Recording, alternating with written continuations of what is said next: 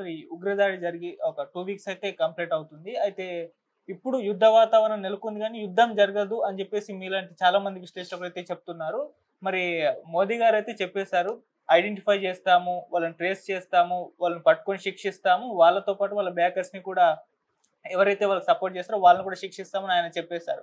కాకపోతే యుద్ధం జరగకపోవడం మరి ఎలా ప్రతీకారం తీర్చుకుంటుందని చెప్పేసి దేశం మొత్తం కూడా ఎదురు చూస్తుంది. సర్జికల్ స్ట్రైక్స్ అంటాము. అంటే ఆల్రెడీ వాళ్ళు ముందే ప్రిపేర్డ్‌గా ఉండడం వాళ్ళ ఏర్పాట్లన్నీ చేసుకోవడం చూస్తాం. మరి ఇప్పుడు యుద్ధం ఒకటే ఆప్షన్‌గా కనిపిస్తుందని చెప్పేసి చాలా మంది అంటున్నారు. మరి యుద్ధం రాదని మీలాంటి వాళ్ళు అభిప్రాయపడుతున్నారు. మరి ఎలా ప్రతీకార చర్య అంటే జరుగుతుందంటారు? ఇప్పుడు టెర్రరిస్టు ఎవరైతే దారి తప్పి ఇటువంటి పనులు చేస్తున్నారో, హ్మ్. పాకిస్తాన్ ప్రజలంతా వాళ్ళ వెనుక ఉన్నారని అనుకోవడం కూడా తప్పు. ఓకే. పాకిస్తాన్ ప్రజలకు ఈ సమాచారం ఉండదు. హ్మ్. పాకిస్తాన్ ప్రజలు దాన్ని హర్షిస్తారని కూడా మనం అనుకోవాలి. హ్మ్. కనుక యుద్ధం అనేది చేస్తే అది ఒక రకంగా ప్రజలందరూ ఎఫెక్ట్ అవుతారు. తప్పకుండా ఈ టెర్రరిస్ట్ ఎవరైతే ఉన్నారో వాళ్ళని పట్టుకోవడంలో కానీ వాళ్ళని శిక్షించడం కానీ పాకిస్తాన్ పూర్తిగా సహకరించాలి. ఓకే. పాకిస్తాన్ ఏమాత్రం కూడా ఈ విషయంలో సరి అయిన నిర్ణయం తీసుకోకపోతే హ్మ్. దానికి వాళ్ళు కొంత మూల్యము చెల్లించుకోవాల్సి వస్తుంది. ఓకే. నా దృష్టిలో వాళ్ళు టెర్రరిస్ట్ ఎవరైతే ఉన్నారో పాకిస్తాన్లో ఒకవేళ ఆ ప్రాంతంలో ఉండి ఉంటే పాకిస్తాన్ అన్ని ప్రయత్నాలు చేసి 6 మంది ఎవరైతే వచ్చి ఈ ఫైరింగ్ చేశారో వాళ్ళని భారతదేశానికి అప్పచెప్పడము, హ్మ్. లేకపోతే వాళ్ళ దేశంలోనే ట్రయల్ చేసి వాళ్ళకు పనిష్మెంట్ చేయడము చేస్తే హ్మ్. తప్పకుండా ఇప్పుడున్న ఆగ్రహం ఏదైతుందో మన ఆగ్రహము టెర్రరిస్ట్ మీద ఉండాలి. కానీ మొత్తం వాళ్ళ పాకిస్తాన్ వాళ్ళని ఎంకరేజ్ చేసినా Pakistan has to act. Okay. తాము ఎంకరేజ్ చేయలేదంటే వాళ్ళు దే హ్యావ్ టు యాక్ట్. వాళ్ళు ఒకళ్ళు ఏమి చేయకుండా టెర్రరిస్ట్కు ప్రొటెక్షన్ ఇస్తే దెన్ అది ఇక యుద్ధానికే దారి తీయవచ్చు. కానీ తక్షణం ఏం చేయవలసింది ఏంటంటే ఎవరైతే ఈ దుర్మార్గమైన చర్యలో పాల్గొన్నారో వాళ్ళని కఠినాతి కఠినంగా శిక్షించడం అనేది ప్రజల్లో ఉండేటువంటి ఆగ్రహాన్ని లేదా దేశానికి జరిగినటువంటి ఏదైతుందో ఆ మేరకు ప్రజలు కూడా హర్షిస్తారు. కానీ ఆ 7 మంది 6 మందికి పనిష్ చేసే బదులుగా మొత్తం దేశాన్ని పనిష్ చేస్తాం అనేది కూడా చాలా దూరం పోవడం అయితే. అంటే ఇట్లా ప్రతి దేశంలో కూడా కొందరు ఉంటారు ఇట్లా పర్వర్టెడ్. ఈ పర్వర్టెడ్ వాడు వెళ్ళి ఇంకో దేశంలో సమస్య క్రియేట్ చేసి మొత్తం దేశాన్ని దాంట్లోకి లాగడం అనేది అవుతుందో అది దేశం అట్లా దాంట్లో లాగబడకూడదు. వాడి రాజకీయాల్లో మనం దాన్ని పడిపోయినట్టుంది. Terrorist really wanted a war between Pakistan and India అనుకోండి. వాడి ఈ కారణాలకి అనుకున్నప్పుడు మనం దాంట్లోకి పోయామనుకోండి, ఇక టెర్రరిస్టులు ఇదే మొదలు పెడతారు. పోవడం, దేశంలో చేయడం, యుద్ధాన్ని ఎంకరేజ్ చేయడం. అది ఆ దిశలో పోకూడదు. దిశలో పోకుండా మనం ఎవడైతే ఈ నేరం చేశాడో ఆ నేరం చేసిన వాళ్ళని శిక్షించడం అనేది సమర్థం. Okay sir. సరే ఇక ఫైనల్‌గా మన ఇటు మోదీ గారు కులగణన ఉంటుంది జనాభా లెక్కలతో పాటు అని చెప్పేసి అనౌన్స్ చేస్తారు. అయితే కులగణన విషయంలో ఆయన గతంలో దీన్ని వ్యతిరేకించారు. దాన్ని వ్యతిరేకిస్తున్న వీడియోలు కూడా ఇప్పుడు చాలా వైరల్ అయిపోతున్నాయి. మరి కులగణన విషయంలో ఈ విధంగా స్టాండ్ తీసుకోవడానికి గల కారణం ఏంటి? ఇప్పుడు ఎందుకు ఈ అంశం తెరపైకి వచ్చింది? అటు రేవంత్ రెడ్డి గారు కూడా నన్ను ఫాలో అవుతున్నారు మోదీ గారు అంటూ ఆయన కూడా ఒక సెటైర్ అయితే వేయడం జరిగింది. ఏం జరుగుతుంది కులగణన విషయంలో సార్? అంటే దీంట్లో పోయిన ఎన్నికల్లో భారతీయ జనతా పార్టీకి అబ్సల్యూట్ మెజారిటీ రాకపోవడం అది భారతీయ జనతా పార్టీకి ఒక రకంగా సెట్ బ్యాక్.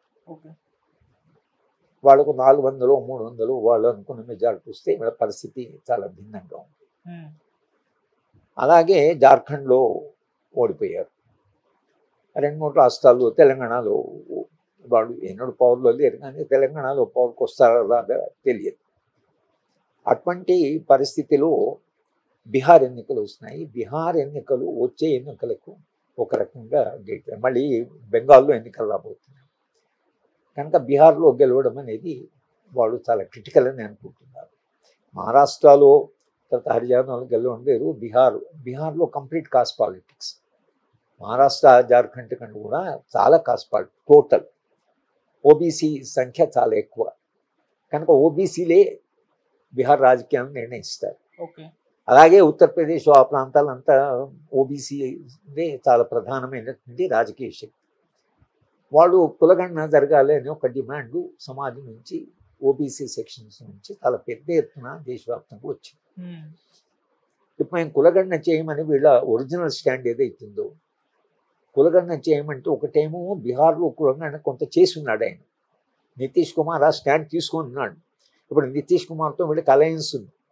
ఇప్పుడు నితీష్ కుమార్ ఈ అంశం మీద కులగణన మేము చెయ్యము, కులగణానికి మేము వ్యతిరేకం అంటే రేపు నితీష్ కుమారు సస్టైన్ కావడం చాలా కష్టం. కనుక నితీష్ కుమార్ విడిపోవచ్చు. అదే ప్లాన్ మీద ఆయన ప్రజలు జరిగిపోయి నేను కులగణన చేయాలి అనే దాని మీద ఆయన ఎందుకు పోతే ఆయన గెలిచినా గెలవచ్చు.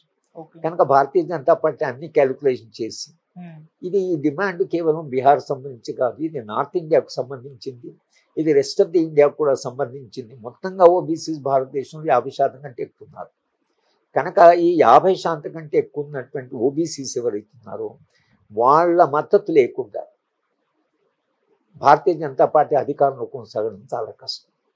కనుక ఇవాళ వాళ్ళు అన్ని క్యాలిక్యులేషన్ చేసుకొని మోడీ అయినా తాను వ్యక్తిగతమైనటువంటి ఆకర్షణ అవన్నీ దాని కూడా కొన్ని పరిమితులు ఉంటాయి. అంత వ్యక్తిగత ఆకర్షణ ఉంటే 2024 ఎన్నికల్లో అంత మా మెజార్టీ తగ్గేది కాదు. ఆయన వ్యక్తిగత మెజార్టీ కూడా తగ్గింది. అయోధ్యలో వాళ్ళు ఓడిపోయారు. కనుక ఈ ట్రెండ్స్ అన్ని కూడా భారతీయ జనతా పార్టీకి అంత ప్రామిసింగ్ ట్రెండ్స్ కాదు. మేము అప్వర్డ్లో ఉన్నాము, అప్వర్డ్ సింగ్లో ఉన్నాను కాదు. కనుక భారతీయ జనతా పార్టీ చాలా సమీక్షించుకుంది. మోడీ కూడా ఈ పరిస్థితిని గమనించి వాస్తవాన్ని గమనించి తాను ఇక కులగణన చేయడం అనేది ఒకవేళ అది చేయకపోతే అధికారం ఉంటుందో లేదో, మరి రేపు ఎన్నికల్లో ఏం ఫలితాలు వస్తాయో అనేటువంటి అనిశ్చిత పరిస్థితిలో ఇది అనివార్యంగా భారతీయ జనతా పార్టీ మోడీ గారు కూడా ఈ నిర్ణయం తీసుకోవాల్సి వచ్చింది. కనుక ఇది ఎన్నికల రాజకీయాలకు సంబంధించింది, మొత్తంగా దేశంలో ఉండేటువంటి రాజకీయ శక్తులకు సంబంధించింది. ఈ 75 ఏళ్లలో రాజకీయాల్లో వచ్చిన ప్రధాన మార్పు ఏ ఓబీసీలు అయితే 2 or 3 మన పార్లమెంట్లో సభ్యులు ఉన్నటువంటి పార్లమెంట్లో వాళ్ళు 180 మంది దాక్కున్నారు. ఓబీసీల యొక్క రిప్రజెంటేషన్ చాలా పెరిగింది. ఓబీసీలు ఒక రాజకీయ శక్తిగా చాలా ఎదిగారు, ఆర్థికంగా ఎదిగారు. వాడు సంఖ్యాపరంగా చాలా పెద్ద సంఖ్య ఉంది. ఓబీసీ అనేది అంత హోమోజినియస్ కేటగిరీ కాదు, కానీ ఓబీసీ అనేటువంటిది ఒకటి గ్రాడ్యువల్గా ఒక ఫార్మేషన్ వస్తున్నది. కనుక నేను అనుకోవడం ఇవన్నీ చూసి ఈ వాస్తవ పరిస్థితులను దృష్టిలో పెట్టుకొని ఇక వెనకటి నుంచి మనం అంటున్నది సరిపోదు అని ఎప్పుడైతే వాళ్ళు రియలైజ్ చేశారో కులగణన మనము చేయడము దాదాపు కాంగ్రెస్ పార్టీకి ఉండేటువంటి ప్రధానమైన అంశమే ఉందో దాన్ని వీళ్ళు దే నాక్డ్ ఆఫ్. కాబట్టి కాంగ్రెస్ పార్టీకి కులగణన రేపు ఎన్నికల్లో బీహార్లో వెళితే వాళ్ళకి ఎక్కువ మద్దతు వస్తుండొచ్చు, కానీ ఏ కాంగ్రెస్ పార్టీ ఏదైతే అంటుందో అది భారతీయ జనతా అధికారం ఉండే భారతీయ మోడీ వెళ్ళి మేము కులగణన చేస్తామన్న తర్వాత కనీసం కాంగ్రెస్ పార్టీ చెప్పగలిగిందంటే మేము చేయమంటే వాళ్ళు ఒప్పుకున్నారు అనవచ్చు. కానీ ఒప్పుకున్నారు కదా, ఒప్పుకోకపోతే అప్పుడు అది ఎన్నికల ఇష్యూ అవుతుంది.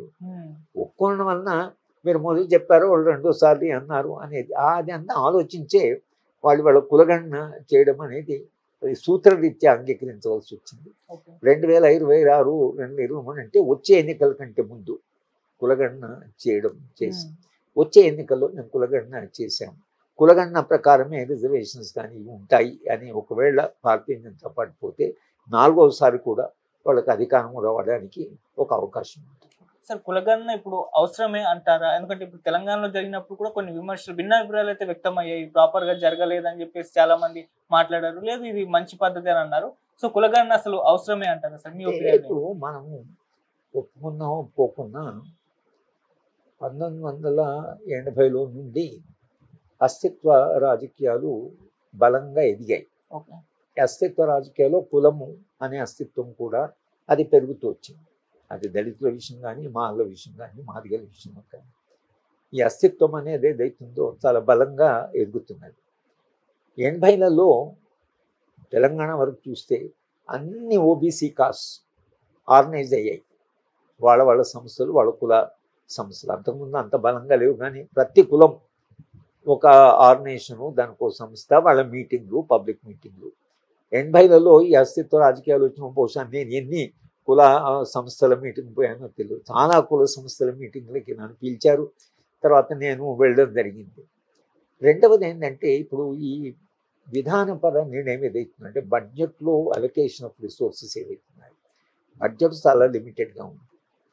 ఈ లిమిటెడ్ బడ్జెట్ అలొకేషన్లో ఏ సెక్షను ఏ కులము తమ వాటా అడుగుతున్నారు. అయితే ఓబీసీలు ప్రతి కులం కూడా తన సంఖ్య వాస్తవ సంఖ్య కంటే కొంత ఎగ్జాజరేటెడ్ అని వాళ్ళు అనుకుంటున్నారు. ఓకే. ఒకవేళ జనాభాలో 8%, మేము 15%, మేము 10% ఉంటున్నామని చెప్తున్నారు. కనుక మాకు ఇంత ఇవ్వండి అని అడుగుతున్నారు. నిజంగా వాస్తవ లెక్కలకు వెళ్ళిన తర్వాత బాబు ఇది మీ సంఖ్య, ఇది మీ సంఖ్య, ఈ సంఖ్య ప్రకారం ఏ న్యాయం జరగాలో అది జరగాలి. అంటే నిజానికి బడ్జెట్ అట్లా ఉండకూడదు, ఏ దేశ బడ్జెట్ అయినా. కానీ రాజకీయాలు ఆ దిశగా పోయాయి. కనుక కులగణన చేయడం వల్ల విధాన నిర్ణయంలో వాస్తవమైనటువంటి సంఖ్యల మీద విధాన నిర్ణయం జరుగుతుంది. లేకపోతే ఈ ఊహాగానాల వలన మేము అంత సంఖ్య ఉన్నాం ఇంత సంఖ్య ఉన్నాను ఊహించుకోవడం వలన ప్రతి వాళ్ళు కూడా బడ్జెట్ నుంచి మాకు ఎక్కువ రిసోర్సెస్ రావాలనడం వలన ప్రభుత్వానికి చాలా కష్టం.